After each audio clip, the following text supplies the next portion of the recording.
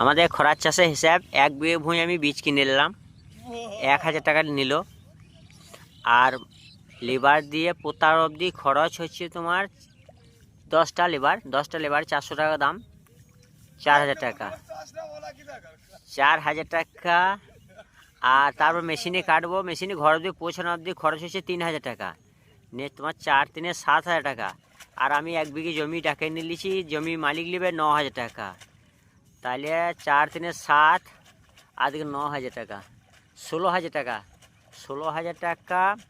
আর তোমার সার জোরের দাম হচ্ছে 2000 টাকা, 18000 টাকা। আর পানির পয়সা নিবে 2000 টাকা, 20000 টাকা।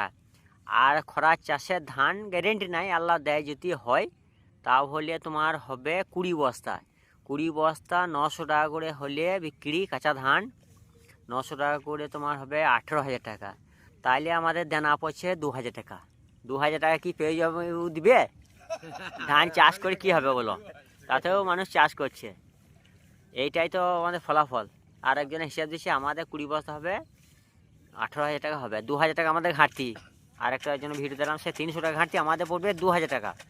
আমাদের বীরভূম জেলা ইলামবাজার থানা অন্তর্গত পছিয়ার গ্রাম, নানাসুল পঞ্চায়েত, ইলামবাজার ব্লক। এটাই তো আমাদের ধানের হিসেব।